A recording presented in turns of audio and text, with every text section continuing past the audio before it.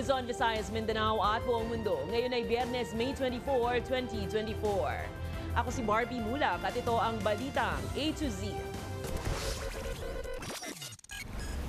Tropical Depression Aghon, posibleng lumakas pa at maging tropical storm ayon sa Pag-asa. Barko ng China Coast Guard na siyang pinakamalaki sa mundo nang himasok sa West Philippine Sea ayon sa maritime security expert. State visit na naman. Pangulong Ferdinand Marcos Jr. nakatakdang bumisita sa Brunei Darussalam sa susunod na linggo. Register Anywhere program ng COMELEC sa malls at sa mga barangay, patok sa mga nais makaboto. I'm excited to always go out there. You know, I'm excited to talk to people.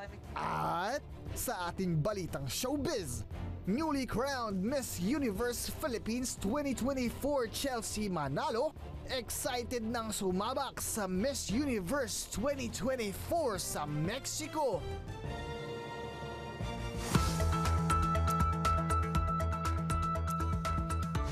Magandang gabi, pambungad sa ating newscast. Inaasahang lalakas pa ang bagyong Aghon na ayon sa Pag-asa at posible itong mag-landfall sa Eastern Samar o Dinagat Islands Sabado ng umaga. Sa weather advisory alas 8 ngayong gabi, ang bagyong Aghon ay may lakas na hangin na 55 kilometers per hour at may pagbugsong aabot sa 70 kph. Huli itong namataan sa layong 145 kilometers silangan ng Surigao City at kumikilos pahilagang kanluran sa bilis na 20 kilometers per hour. Nakataas na sa signal number 1 ng ilang probinsya sa Luzon, partikular na ang Quezon, Sorsogon, Albay, Catanduanes, kasama rin ang Camarines Sur at Norte at Masbate. Gayon din ang Eastern Samar, Northern Samar, Leyte at ilan pang karating lugar sa Visayas. Mararamdaman din ang sama ng panahon sa Mindanao, lalo na sa Dinagat Islands, Surigao del Norte, Surigao del Sur at Agusan del Norte. Kaugnay niyan, inilagay na sa high-risk Emergency Preparedness and Response Protocol ng National Disaster Risk Reduction Management Council at Office of Civil Defense ang 4 na rehiyon sa bansa. Partikular na rin ang National Capital Region, Cordillera Administrative Region, Bicol at Eastern Visayas regions. Sa ilalim nito, nire-rekomenda ang pagsususpinde ng klase at pasok sa trabaho maging ang preemptive at forced evacuation. Nagpaalala ang Department of Health sa publiko laban sa mga sakit na pwedeng makuha ngayong nalalapit na tagulan, gaya na lang ng dengue, leptospirosis at iba pa. Bilang paghahanda, naglunsad naman ang Quezon City LGU ng Fever Express Lane sa mga health center nito. Ano yan? Alamin sa Balitang A to Z ni Ace Cruz. Todo baypay si Nanay Wendy sa mag-iisang buwang gulang na anak. Paraan niya ito para matiyak na walang dumapong lamok sa anak na may dalang dengue virus. Delikado po talaga sa mga malalaki nga po nakakamatay sa maliit pa. Yung katulad nga po sinabi ko, yung pag may tubig, tinatakpan po namin, hindi po namin hinayaang nakatiwangwang. Tapos more on linis-linis. Habang papalapit ng tag-ulan, nagpaalala si Health Assistant Secretary Albert Domingo laban sa waterborne diseases na influenza, leptospirosis at dengue. Siguraduhin natin na wag na yung nag-iipon ng tubig at gumamit tayo ng self-protection measures like basta natatakpan yung balat and also yung mga mosquito repellent lotions. Sa datos ng DOH, aabot sa halos 4,000 kaso ng dengue cases sa 2-week period mula April 21 hanggang nitong May 4. Lagpas 5,200 naman ang dengue cases noong April 7 hanggang April 20. Sa Quezon City, nagtakda na ng Fever Express Lane sa bawat health center para mabigyang prioridad ang mga ganitong kaso. Pag sinabing Fever Express Lane, marami kasing yung fever. Ano ba siya? Nag-fever ba siya ngayon dahil magkakaroon ng flu? Dahil may COVID ba siya? May mga test yan Tapos ang susunod na itetest namin kung dengue ba siya. Lalo na kung prolong yung fever mo. Tapos kung kung may history siya ng wading sa flood, baka may leptospirosis ka. 3 na namatay dahil sa dengue ngayong taon sa Quezon City at ayon sa kanilang Epidemiology Division, halos 1,200 na ang kaso. Sa leptospirosis naman, 2 na ang namatay sa Quezon City at may 19 na kaso. Baka may sugat ka sa paa or what? Sugat tapos napadaan ka sa isang tubig na nag-stagnant water na may ihi yung daga, di po ba yung gano'n ang mga.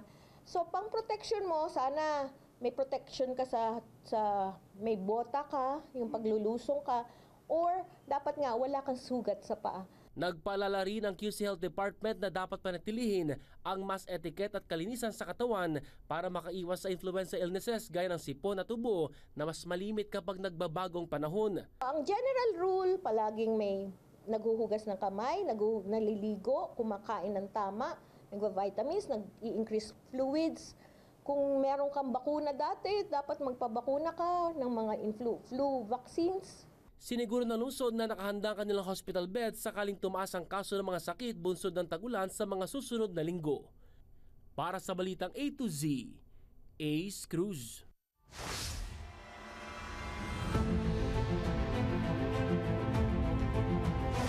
Nang himasok sa exclusive economic zone ng Pilipinas malapit sa area ng Scarborough Shoal, ang 165-meter China Coast Guard na may bow number 5901 ang itinuturing na pinakamalaking Coast Guard ship sa buong mundo. Sa post ni dating U.S. Force official at maritime security expert Ray Powell sa kanyang X account, sinabi niyang kabuntot pa nito ang isa pang CCG vessel. Ayon naman sa Philippine Navy, huling namataan ang barko ng CCG nitong Biyernes lang ng umaga sa layong 50 nautical miles mula sa Panatag Shoal. Paliwanag pa ni Powell, pumapasok sa teritoryo ng Pilipinas ang China para ibida ang presensya nito kahit naman taliwas sa international law. Isang provokasyon at violation ng United Nations Charter ang bagong rule ng Beijing na nagbabantang aarestuhin ng mga anilay trespassers sa West Philippine Sea. Yan ang pananaw ni Defense Chief Gilberto Chodoro. Sa pagdalo ng kalihim sa anibersaryo ng Philippine Navy, iginiit niyang hindi maituturing na trespassing ang mga Pilipino sa naturang teritoryo. Samantala, kinumpirma naman ni Teodoro ang napipintong 2+2 meeting sa bansang Japan na dadaluhan ng foreign at defense chiefs ng magkabilang panig. Pero hindi pa masabi sa ngayon kung kasama ba sa agenda ng pag-uusapan ng bagong rule ng China. Such behavior is not only a violation of UNCLOS, but also a violation of the precepts of the United Nations Charter, which lays upon each responsible member state the duty to refrain from the threat or the use of force or aggression to enforce, particularly in this case, illegal territorial claims in the maritime domain. Madamdaming inihayag ng mga mangingisda ng Zambales ang kanilang panawagan na makapangisda ng malaya sa Scarborough Shoal o Bajo de Masinloc maging sa Panatag Shoal sa kabila ng pag-aangkin ng China. Ayon sa kanila, hirap ang dinaranas na ngayon ng kanilang mga pamilya at kapwa mangingisda dahil sa panghaharang at pagbabawal sa kanila ng China. Dagdag pa nila, tumitigil na sa pag-aaral ang ilan sa kanilang mga anak dahil hindi na sapat ang kanilang kinikita kumpara noon. Hindi rin daw sapat ang ayudang kanilang natatanggap kaya hangad nila na maibalik na sa normal ang sitwasyon. Tulungan niyo kami. Hindi naman po kami tamad na mangisda eh. Masipag po kami. Ang ayuda, parang banid lang yan. Proceed lang sa amin yan. Kinabukasan, wala na. 5,000, 2,000. So tusin kami mangisda, hindi namin kailangan yan. Kung malaya kaming mangisda sa sarili naming bayan.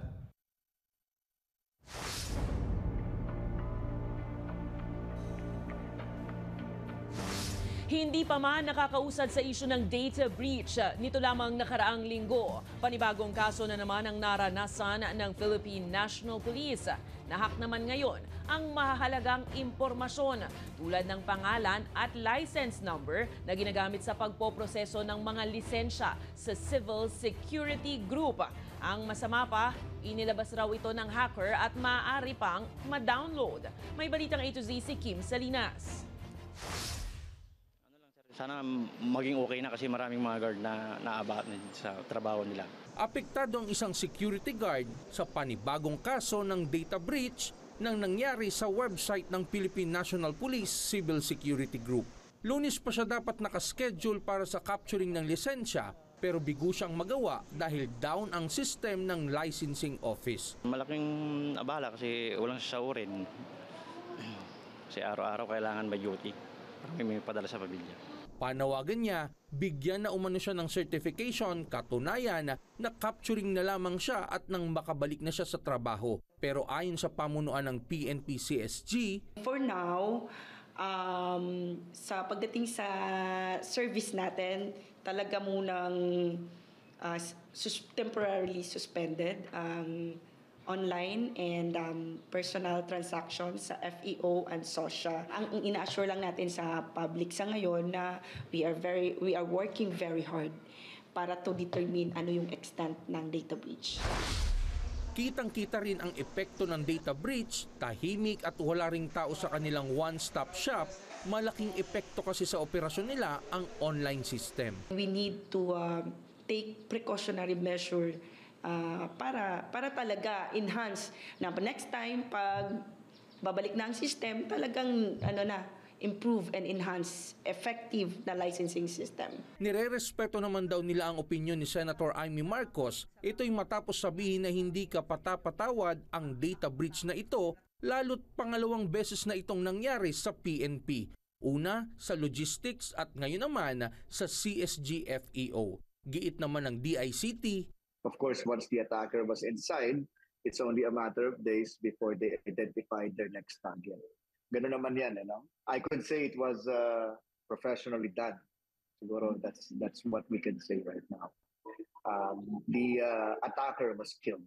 Ang mahirap pa, nilabas ng hacker lahat ng records ng individual na nasa system at nada-download ito. Unfortunately, the data includes names of license holders, including their license numbers, in some cases including their email addresses, their mobile number if it was given. In some cases, we've seen residential addresses or whatever type of addresses. Sa pinakabagong datos ng PNP Anti-Cybercrime Group, umabot na sa kabuang 4,469 na insidente ng cybercrime ang naitala sa unang quarter ng 2024. Tumaas ito ng 21.84% mula sa 3,668 insidente noong huling quarter ng 2023. Patuloy naman ang investigasyon patungkol sa nangyaring data breach pero wala pang eksaktong araw daw kung kailan mababalik sa normal ang website. Para sa Balitang A to Z, Kim Salinas. Posible pa ring makatakbo sa 2025 midterm elections ang kontrobersyal na mayor ng Bamban, Tarlac na si Alice Guo. Una nang inirekomenda ng Department of Interior and Local Government sa Ombudsman na suspindihin si Guo, bunsod ng pagkakasangkot umano sa offshore gaming at human trafficking sa kanyang munisipalidad. Pero ayon kay Commission on Elections spokesperson Attorney John Rex Daudianco, masususpindi man si Guo ng DILG, maaari pa rin siyang magsumite ng certificate of candidacy at kumandidato, maliban na lang kung siya ay makasuhan at mahatulan ng korte.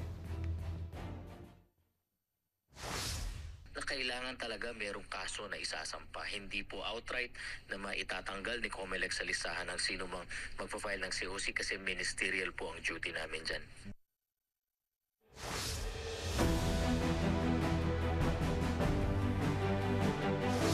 Muling aalis ng bansa si Pangulong Ferdinand Bongbong Marcos Jr. sa susunod na linggo. Para yan sa state visit sa Brunei, Darussalam at Singapore. May kipagpulong siya kasama ang mga opisyal ng Brunei sa May 28 at 29, habang lalahok naman sa International Institute for Strategic Studies Shangri-La Dialogue sa May 31 sa Singapore. Inaasahan din ang pagbisita ng Pangulo sa mga Filipino community sa mga naturang bansa. Samantala, kasama pa rin sa foreign trips ng Pangulo si First Lady Riza Araneta Marcos ayon sa DFA. There will be business forum where the President will meet with top members of the business sectors to promote trade and investment relations between the Philippines and Brunei Darussalam. The Philippines and Brunei are strong regional partners, are members of APEC, ASEAN, and the BIMP-IAGA. Iginiit ni Pangulong Ferdinand Bongbong Marcos Jr. na walang puwang sa pamahalaan at kailangang labanan ang anumang mga namumuong destabilisasyon sa gobyerno. Sa kanyang pagbisita sa kasandaluhan sa Tawi-Tawi, sinabi ng punong ehekutibo na hindi niya hahayaan na magkawatak-watak ang pamahalaan. Paalala rin niya sa mga sundalo, ipatupad ang kapayapaan para mabigyan ng oportunidad ang marami ng magbagong buhay. Matatanda ang ibinulgar kamakailan ni dating Senator Antonio Trillanes IV na mayroon umanong namumuong destabilization plot para patalsikin ang Pangulo.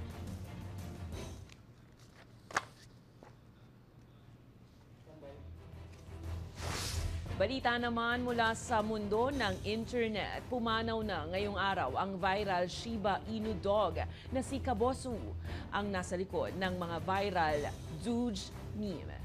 Kinumpirma ito ng kanyang owner na si Atsuko Sato. Hindi naman idinetalye ng fur parent ni Kabosu ang naging sanhi ng kanyang pagkamatay.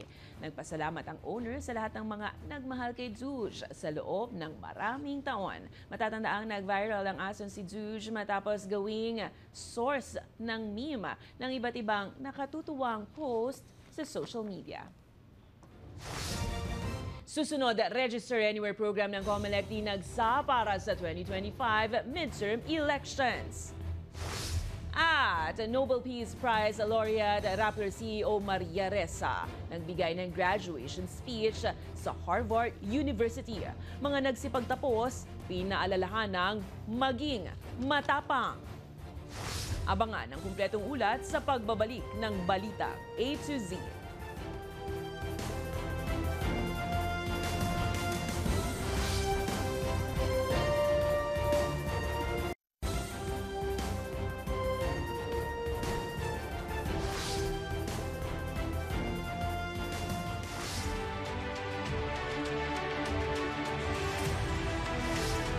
Patuloy ang kampanya ng Commission on Elections sa kanilang Register Anywhere program para sa 2025 midterm polls.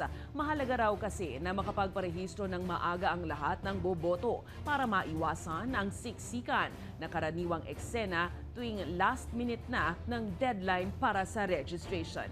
May balitang A to Z si Ian Maghanon. Blockbuster ang pila ng mga magpaparehistro para sa COMELEC voters registration sa barangay Pinagsama sa Taguig City. Bukod kasi sa mismong voters registration, may palibreng voters ID pa ang barangay para sa lahat ng makakatapos ng rehistro. Ngayon lang nagkuha. Hinihintay ko pa lang. Wala pang sir. Mga 30 minutes siguro sir. Kabuwasan ito ng una sa kanila dahil hindi na sila magbabiyahe, hindi na sila makikipagsiksikan sa ating opisina para po sa ating pagpaparehistro. Inisyatibo nila ito kaugnay sa Register Anywhere program ng COMELEC. Sinamantala rin ng dating beauty queen at actress na si Aurora Sevilla ang Register Anywhere nang magpa-voters transfer siya sa isang mall sa Maynila. Kasi madaming tao pagka malapit na, di ba? You know, tayo nagmamadali tayo palagi, nagsisiksikan tayo. Gusto ko yung relax lang. Ito harapin ko naman di ba? Magre-register naman talaga ako, ta-transfer ako.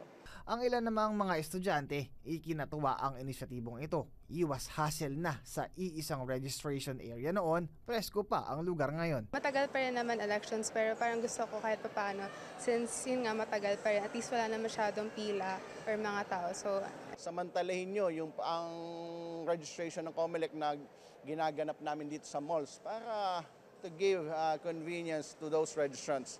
Parte ang voters registration na ito ng umiiral na Register Anywhere program o RAP ng COMELEC sa mga metro cities, mga bayan at highly urbanized cities bilang paghahanda sa 2025 midterm polls.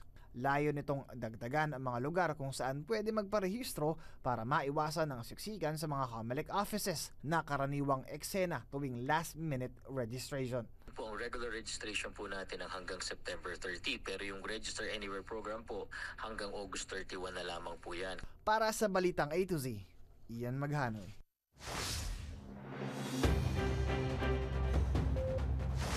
Mga ka-A to Z, may nakaamba na namang dagdag presyo sa produktong petrolyo sa susunod na linggo.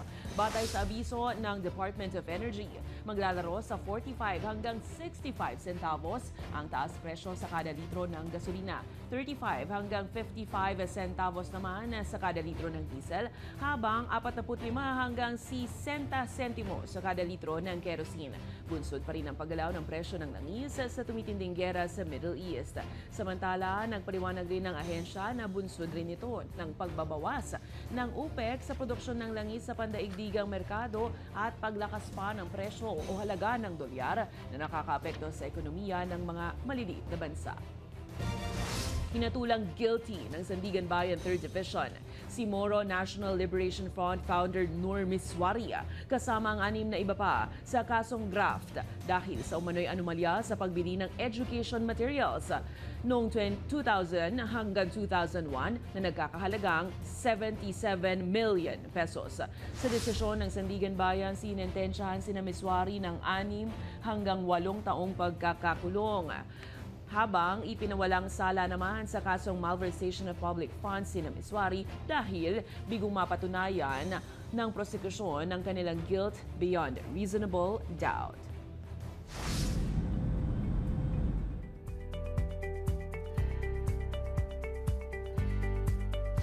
Balita sa ibang bansa, sinimulan ng kasandaluhan ng China ang kanilang ikalawang araw ng military drill sa Taiwan Strait nitong Biyernes. Bahagi ito ng kanilang 3 araw na pagsasanay. Ayon sa Beijing, ito ay para subukan umano ang kanilang kakayahan na agawin ang kapangyarihan at kontrolin ang mga pangunahing lugar at parusahan umano ang Pangulo ng Taiwan na si Lai Ching-te. Binatikos rin ng China ang pahayag ni Lai noong Lunes na itigil na ang pagbabanta ng Beijing. Kinundena naman ng Taiwan Defense Ministry ang walang basehang provokasyon ng Chinese drills. Pinaalalahanan ni Nobel Peace Prize laureate at Rappler CEO Maria Ressa ang lahat ng nagsipagtapos sa Harvard University Class of 2024 na maging matapang sa pagpapahayag ng kanilang saloobin sa mga nangyayaring issue sa buong mundo. Sa kanyang mensahe bilang principal speaker sa 373rd commencement ceremony, hinamon ni Ressa ang lahat na patuloy na lumaban para sa katotohanan at demokrasya sa gitna ng anyay chilling effect ng mga pananakot sa mga nagsasalita. Ito ay para ilaban ang mas patas at ligtas na mundo sa kabila ng banta ng disinformation, pang-aabuso at patayan. Si Ressa ang kauna-unahang Filipino principal speaker na naimbitahan ng Harvard dahil sa dedikasyon nito sa katotohanan at malayang pamamahayag. We're standing on the rubble of the world that was. And you must have the courage, the foresight to imagine and create the world as it should be. More compassionate, more equal, more sustainable. Your Harvard education gives you the tools. Make it a world that is safe from fascists and tyrants. Sa aming pagbabalik, abangan ang kakaibang gender reveal ng mag-asawa. Mga dumalo, bakit biglang naglaho?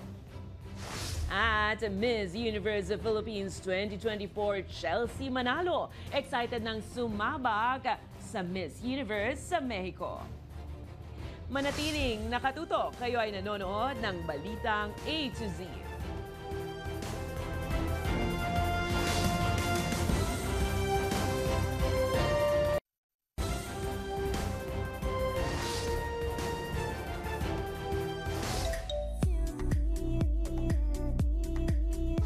Sa ating balitang showbiz, newly crowned Miss Universe Philippines Chelsea Manalo, excited na sa kanyang laban sa darating na Miss Universe pageant sa Mexico. Ikinwento naman niya ang issue ng pambubuli sa kanya at ang mga pinagdaanan bago mapagtagumpayan ang corona. Ang detalye sa balitang A to Z showbiz ni Lane Garcia. I feel scared because I'm excited. I'm excited to always go out there. Dark horse kung maituturing ng marami ang bagong kinoronahang Miss Universe Philippines 2024 na si Chelsea Manalo.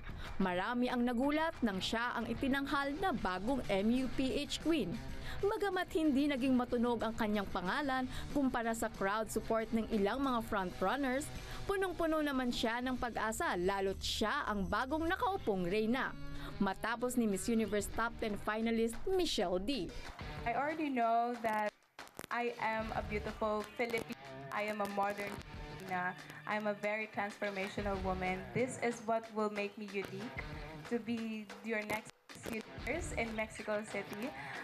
So I hope that with the people who are here to continue to support me, this will make us go closer to getting that 5th crown for Miss.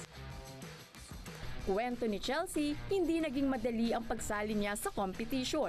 Una siyang sumabak sa pageant noong 2017 sa Miss World Philippines kung saan umabot siya sa top 15. Taong 2021 naman nang lumahok siya sa Miss Universe Philippines kung saan nanalo ang Miss Universe Top 5 na si Beatriz Luigi Gomez. Well, what happened really was because I really had financial issues. I think most of the girls actually had that problem as well. But as for me, kasi I joined here as an independent woman. Everything that I had to go through the pageant, you know, I laid it out on myself. Isama pa ang pambubuli sa kanya noong bata pa siya. Pero ito ang naging inspirasyon niya para lumaban. But thank God, you know, there are people who supported me to continue and push me to continue further. You know, I've actually had a lot of good help from the governor from Bulacan, so I would really like to say thank you. Bagamat nakakaramdam din siya ng takot, lalo't siya na ngayon ang ilalaban sa international stage, excited pa rin siya dahil naging mas makabuluhan ang kanyang naging pageant journey. I feel scared because I'm excited. I'm excited to always go out there. You know, I'm excited to talk to people. I'm excited to meet people. And it's in a way that, you know, that I now hold the crown and the sash, but because there's so much opportunities that will come my way and I'm so ready for it. Sinagot naman ni Chelsea ang tila pagbabalanse niya ng corona. The crown has a little bit of a weight. So when Michelle really put it on my head, because it's the crowning moment, it's the winning photo already. So I didn't feel like it was gonna fall because it was really in my head. Anya, tuloy lang ang pangarap at ang laban.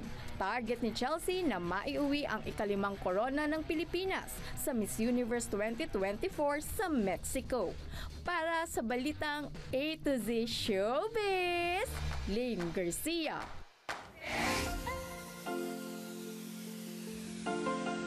Sa mga new parent, exciting ngang malaman kung ano ang kasarian ng sanggol sa sinapupunan. Kaya naman, hindi mapagkakailang uso ang gender reveal sa mga mag-asawa. Pero paano nga bang nawala ang mga bisita sa kasagsagan ng eksena? Panoorin.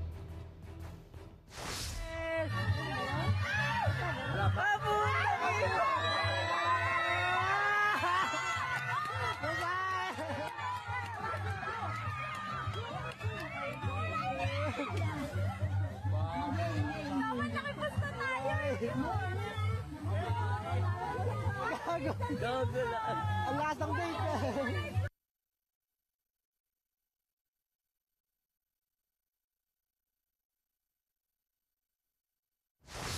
Kung kayo ay may kwentong kakaiba, mga kwento ng pag-ibig o storya ng inspirasyon at pag-asa, maaari niyo itong ibahagi. Sumali sa ating Facebook group na Balitang A to Z. Panoorin ang replay ng ating programa at sundan ang ating social media pages, hanapin ng Balitang A to Z.